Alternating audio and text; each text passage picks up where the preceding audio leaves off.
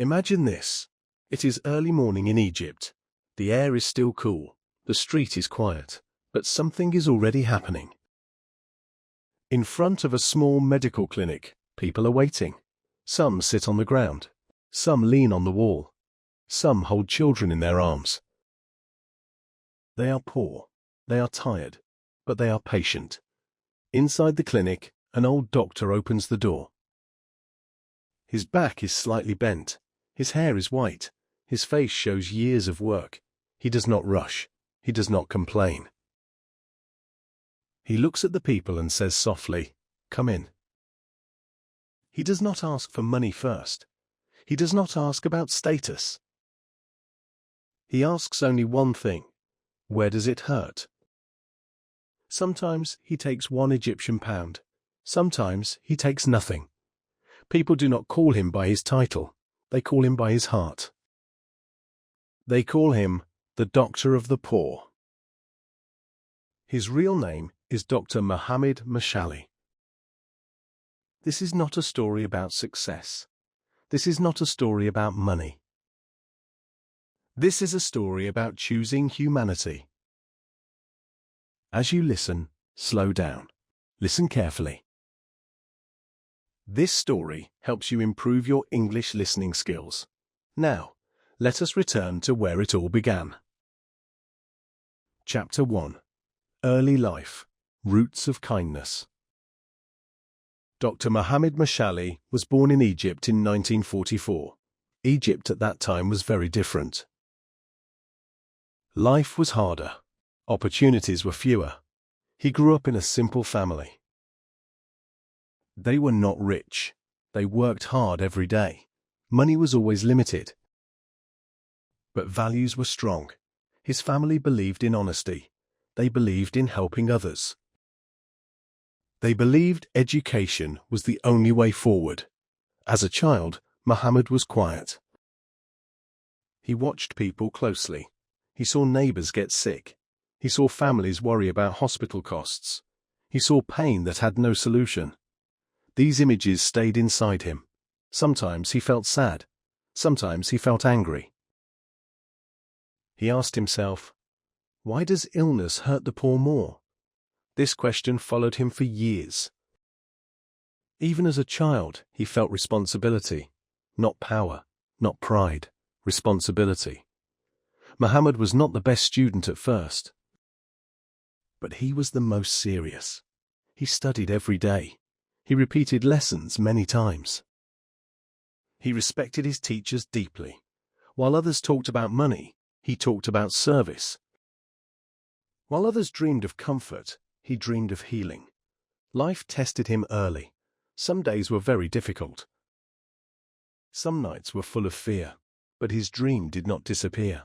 He wanted to become a doctor. Think about this. A poor boy. No connections. No wealth.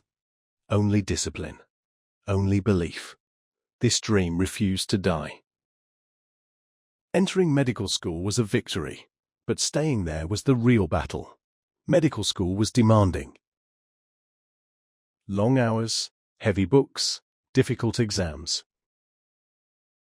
Mohammed felt pressure every day. Some students had support. He had only himself. He studied when others rested. He reviewed lessons again and again. There were moments of exhaustion. Moments of doubt. Moments when he asked himself, can I continue? But he remembered the poor. He remembered suffering faces. That memory pushed him forward. Years passed slowly. Finally, he graduated. He was now Dr. Mohamed Mashally.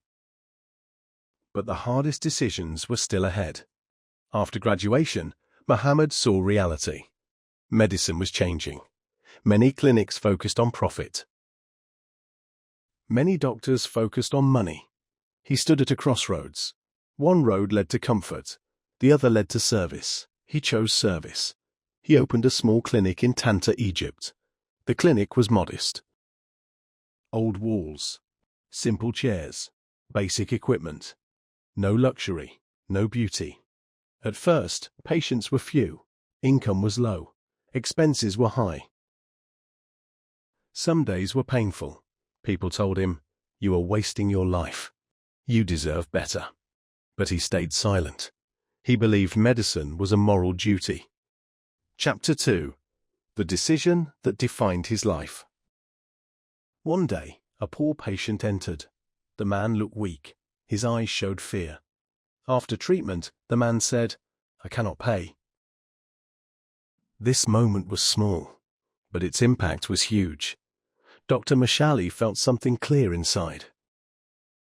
He understood his purpose. From that day, money stopped being important. He asked for £1, sometimes 0. This decision changed everything. The clinic became a place of hope.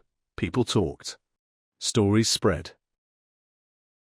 There is a doctor who cares. There is a doctor who listens.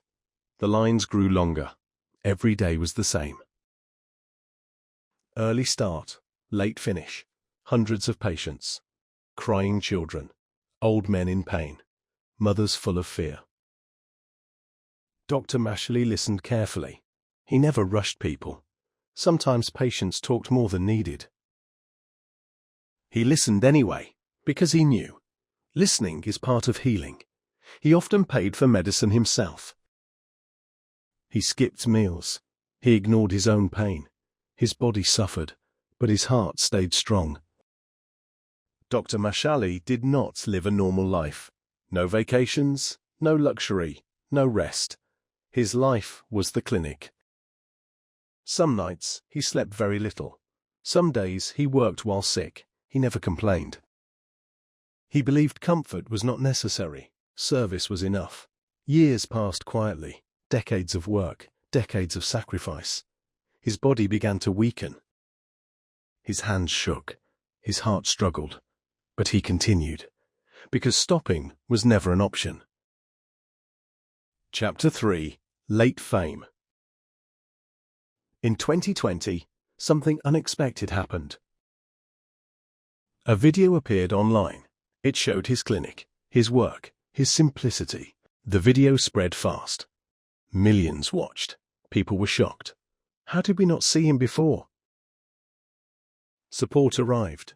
Donations came. But Dr. Mashally did not change. He used help to serve more people.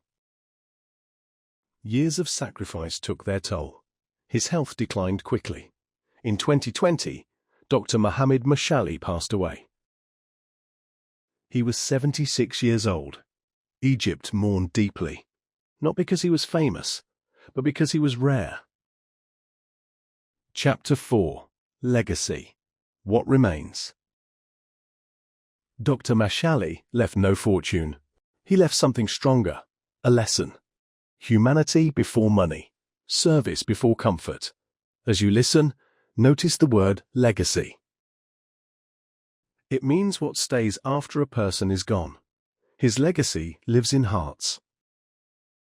Now think about this. You may never be a doctor, but you can still heal. With words, with kindness, with respect. This story helps you improve your English listening skills, but it also teaches something important. Greatness is not loud. Greatness is quiet. If you enjoyed this story, like, share, and subscribe. And tell us in the comments, which real person should the next story be about? Thank you for listening.